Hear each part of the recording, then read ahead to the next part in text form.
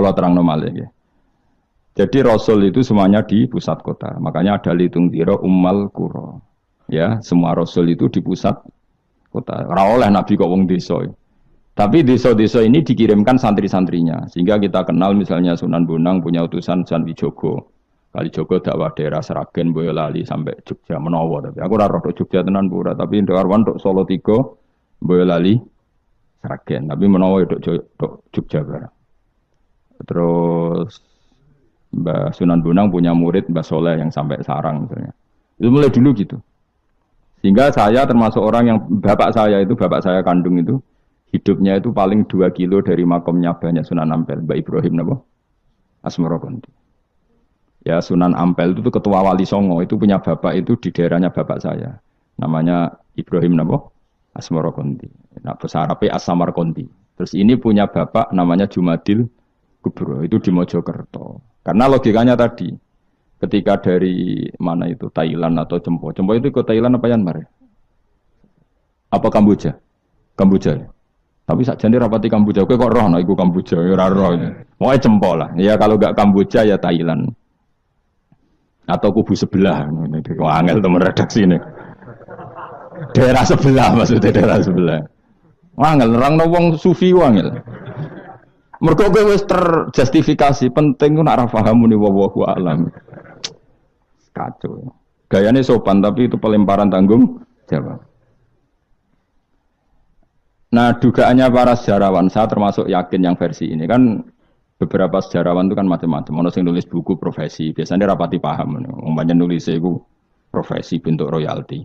Ono sing kiai alim paham sejarah tapi mau nulis wedi ra ikhlas. Biasane nulis ora untuk golek duit.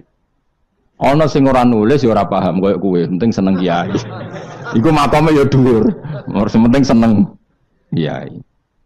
Nah, keyakinannya banyak kiai itu Sunan Ampel itu lahirnya di Cempa. Jadi dibawa ke Tuban itu sudah ada. Sama beberapa ibu putri Cempa.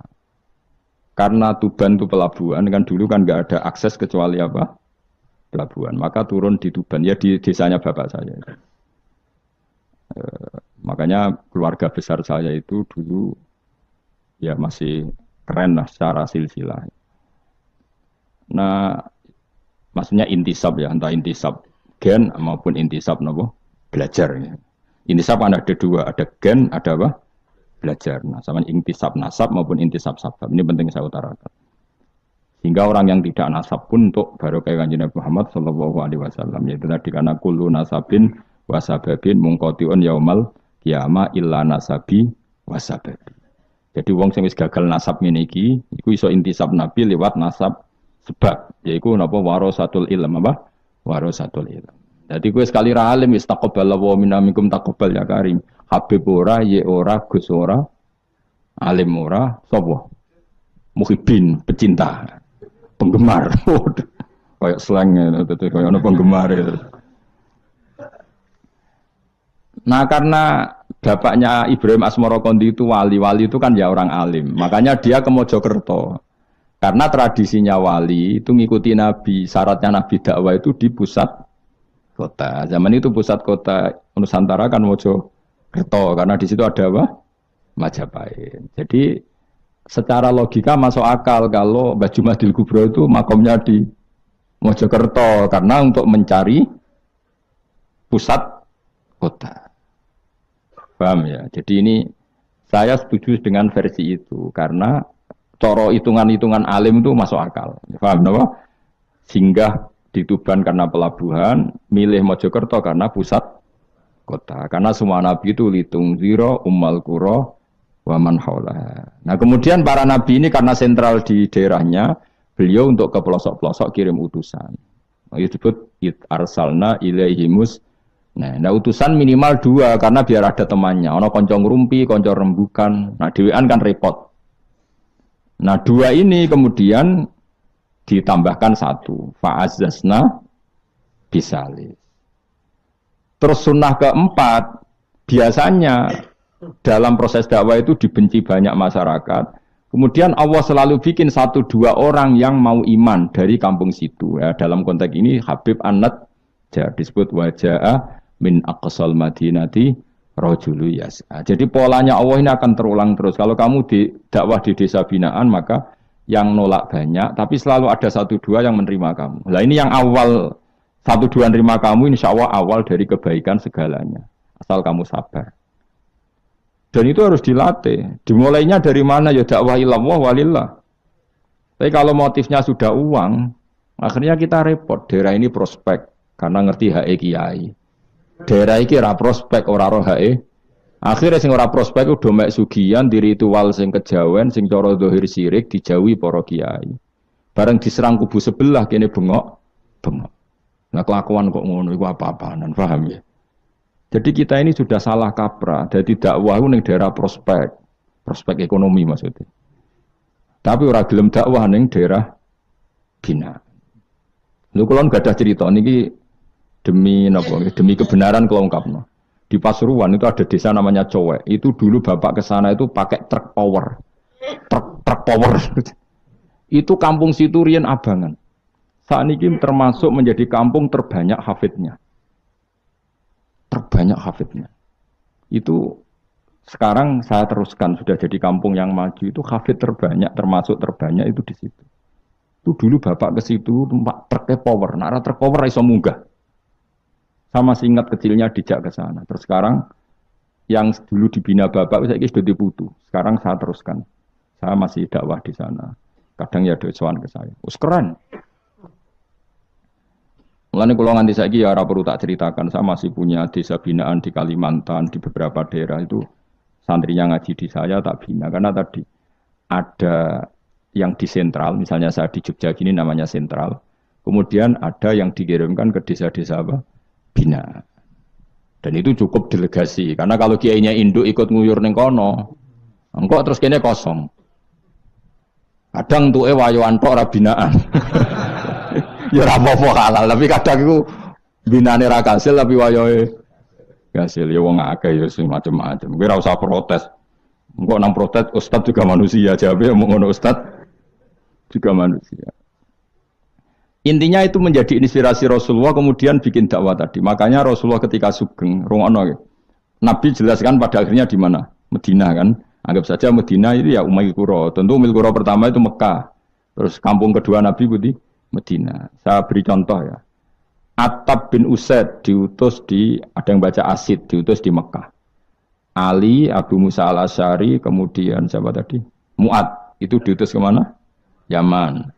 Terus beberapa sahabat diutus ke Ethiopia, ke Habasyah. Itu malah banyak sekali, termasuk Sayyidina Utsman. Banyak, paling banyak itu yang delegasi kemana? Habasyah. Tapi ada yang cerita itu pasnya agak Ethiopia. Sekarang sudah jadi negara sendiri, Eritrea atau apa namanya. Tapi ya masih wilayah apa? Ethiopia. Sekarang ada kampung yang jan dulu sahabat di situ, namanya, kalau nggak salah Eritrea. Tapi ya daerahnya mana? Ethiopia. Terus ada beberapa sahabat yang zaman itu sudah ke Syam, Syria, ke pokoknya Syam, bisa Syria, Libanon, Jordan, Palestina. Jadi dulu Nabi itu nggak berhenti ngirimkan delegasi. Dan rumah tenan ini. Dan delegasi ini Nabi kalau ditanya, lalu bima danakdi ya Rasulullah. Lalu ketika saya ada dekat jenengan, kalau ada orang tanya hukum itu saya pakai apa? Kata Nabi ya bi kitabillah, kamu panduannya ya kitabullah. Kalau ndak fa bi sunnati Rasulillah. Kalau ndak al-khikil asbah bil asbah wan nadhir bin nadhir. Ya mirip-miripkan lah, yang mirip ya mirip, yang mirip ya mirip. Sehingga Imam Suyuti itu punya kitab namanya Al-Asbah wan Nadhir. Jadi cari kemiripannya. Apa? Misalnya begini, rungokno tenan. Hukum itu kan mesti ada master. Ya kalau kamu menjadi pakar fikih itu hukum itu mesti ada master. Master ini kemudian menelurkan furu'. Nah furu' ini kalau dalam fikih disebut hadal hukmu mufarra'un ala kata. Hukum ini dicabangkan ngikuti indukan ini. Misalnya begini, rungokno awas gitu. Misalnya hukum begini, tak warai. Engkok ketara ke pinter ta ora? Mergo aku jek berharap ke pinter. Ana wong iku njimak bojone ning wulan Ramadan, rino. Napa? Rino. Hukume piye? Njimak bojo ning Ramadan hukume batal ora? Batal. Pinter senodok pinter separo lah. Kemudian jimak bojo ning wulan Ramadan itu hukumannya berat. Yaitu kafaronya selain qada harus merdekakan budak atau puasa 2 bulan berturut-turut. Kalau ndak memberi makan orang 60 orang miskin, satu miskin untuk orang satu mut. Pokoknya berat hukumannya. Disebut fidak kubro. Rungokno. Lalu menurut Imam Syafi'i, pelanggaran dengan sanksi seberat itu adalah hanya untuk jima. Sehingga kalau kamu batal lewat makan, ya tidak kena hukuman seberat itu karena makan tidak jima ya tidak makan. Cara cangkem elek wis suwe bah nang jima ra makan ra jima. Cara cangkem elek. Mergo jima dianggap terlalu seru, meskipun halal dianggap seru. Cek kurang ajar poso-poso batal demi jima bojone. Ya tentu iki contoh bojo ayu, bojo elek wis ora kepikiran. Ya coba bayangno mosok lho Gus, ngempet sedina ra kowe bojomu elek dadi ra bayangno. Kowe aja bayangno ambek awakmu to. Iki bayangno iku wong Arab mangane daging ke mangane mendoan. Mendoan tempe apa meneh? Apa sing tahu apa bacem iku? Tahu susur terus apa? Jadah terong iku mesti subhanallah. Ora iso dikiasno. Wis mangane mendoan bojone elek ora ngarah kecelakaan ngono. Iku bayangno wong Arab mangane daging bojone. Ayo. Wes sak Mustofa khusulah cara wong Arab sing ayu bangir. Wes ora ngarep iso ngompet tak jamin. Posisi gelem halal. Jadi kok coba yang awakmu dhewe sing mangane napa? Mendoan tahu susur kan. Jadah. Iku ora sereten nek sak apik. Kula pertama mangan jadah iku kaget. Kula niku kan rada kiai lho. Rada kiai iku nak mangan niku golek sing gampang. Bar jadah tak pangan kelet kabeh bingung. Sesuai ning Jogja kulino kan. Aku dhisik ora kulino mangan yang seperti itu. Sesuai saiki kulino. Alhamdulillah ora tau keleleden. Pertama keleleden. Aneh cara daerah kula kan apa? Aneh. Pomene jenenge jadah kok elek. Kira apa maknane jadah? Jenenge tok sing elek, rasane enak. Maksudnya jadah ketan sing enak ora mbok terusno. Oh, musuh zaman hoax ini bahaya nek gak diterangno detail. Rungokno tenan iki tak latih alim ya, mergo ilmu barokah. Kula untuk barokah ulama-ulama sing mun kabundut maupun sing ijek sugeng. Rungokno. Sehingga cara Imam Syafi'i ya jima itu tidak makan itu tidak jima. Oke, kita setuju. Karena jima itu dianggap terlalu serem. Napa? Ya serem tuh misalnya begini, gue bertamu gue neruhin, terus mangan segone kan normal, terus pamit, kan nyelek kamar ya, gue berjima bojoku, kurang ajar tuh, tamu gue kurang ajar tuh, ya kurang ajar. Tapi cara pikiran Imam Malik, ini mazhab Maliki, kenapa hukumannya seberat itu? Kenapa hukumannya seberat itu? Karena hadku hormati Ramadan min ghairi udhrin syar'iyyan, melecehkan Ramadan, tidak menghormati harkat Ramadan dengan tanpa uzur yang syar'i. Sehingga kalau kamu makan mie atau makan sate atau makan jadah tanpa uzur syar'i, tanpa sakit, maka hukumannya sama. Karena dianggap melecehkan Ramadan tanpa uzur syar'i. Imam Malik cara berpikir, memangnya jima bojo statusnya haram kan tidak zina. Jima bojo status halal apa haram? Halal, bedanya apa dengan makan? Kejima lebih mangan bedanya apa dalam hukum halalnya? Sama kan? Kenapa hukumannya berat? Padahal jima itu halal. Karena hakku hormati Ramadan min ghairi uzrin syar'iyyan, merusak kehormatan Ramadan tanpa uzur syarak, sehingga dihukum seberat itu. Kalau gitu tidak harus jima, makan ya sama, rokokan ya sama, apa saja sama. Paham ya? Ya sudah seperti itu, namanya al-hikin nazir bin nazir wal asbah bil asbah. Maka menjadi lazim dalam hukum fikih ketika sesuatu disebut itu mewakili yang lain, yang semakna. Jadi buat kias. Saiki wong malah gergakno sunah Nabi keliru. Sunahnya mana? Sunah mbahmu. Zaman Nabi Sugeng wis ana kias. Justru Nabi menyuruh kita pakai kias karena sunnah itu tidak cukup. Kenapa tidak cukup? Karena Nabi yang pernah dilakukan Nabi tentu jumlahnya terbatas. Mau tidak mau dalam hukum terkini kita pakai kias. Saiki sithik-sithik ora oleh kias kudu sunnah. Maka untuk melawan seperti itu, saya kudu cangkem elek, gerem. Tapi cangkem elek kan rapi, ulama kok cangkem elek. Malah tak wakil lo kue, sing wis pantes cangkem elek. Kalau di murid, cangkem elek kan, yes kok kue ngono, maksudnya ditakoi. Gimana hukumnya salaman setelah sholat? Oh enggak ada tuntunannya, bid'ah. Dari sing cito, kubu sebelah mau corone. Dari sing santriku ya rada kurang ajar, kok kue ini. Dari santriku. Ya ndak usah dihukumi bid'ah, biasa saja. Mana ada di fikih hukum biasa saja? Ya pokoknya biasa saja. Alasannya apa? Kamu setelah sholat ke kamar mandi boleh enggak? Boleh. Kamu setelah sholat kencing boleh enggak? Boleh. Ke kamar mandi kencing boleh.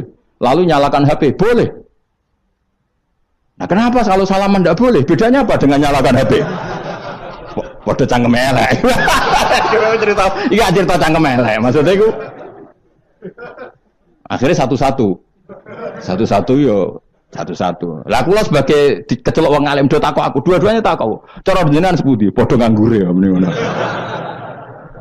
Lah kok saged Gus ning dinggon argumentasi hukum kok ketemu pangeran debat ben pangeran sing mutusno. Karena ngene ku sepodo lucune. Padha lucune lha wong padha nganggure debat ngono lah opo. Nek kowe wong parek pangeran, bar salat ben nguyo ya nguyo, timbang nguyo ning masjid. Sing kepen salaman nggih monggo salaman. Ora mbek wong ayu mbek Rugen Mustofa ndak ape sahabat nang padha. Ya monggo. Sing ape jagongan nggih monggo, wis biasa wae. Sementing nak bersolat bar salam wis aja salat meneh, engko salat bak dia. Jadi dulu Nabi malah nak bersolat mesti omong-omongan. Mergo kesunatane memisah salat fardu dan salat sunat. Maka lakukan sesuatu, di antaranya merubah tempat duduk atau ngendikan. Jadi dulu itu enggak terikat. Nah, iya, ngono iku jenenge kias. Kalau kamu bersolat, boleh enggak kamu setelah solat nyalakan HP? Ya boleh. Boleh enggak setelah solat nge-SMS orang? Ya boleh. Kok enggak dihukumi bid'ah? Kenapa salaman tok yang tersangka? Nah, itu kias. Tapi kalau terus mendingin berhubung sama-sama enggak ada dalilnya, milih yang enggak salaman. Tepaan pinggirnya kira cocok. Ya, tapi ada ngono jujur. Yang ini enak cocok salaman, ora cocok ora usah.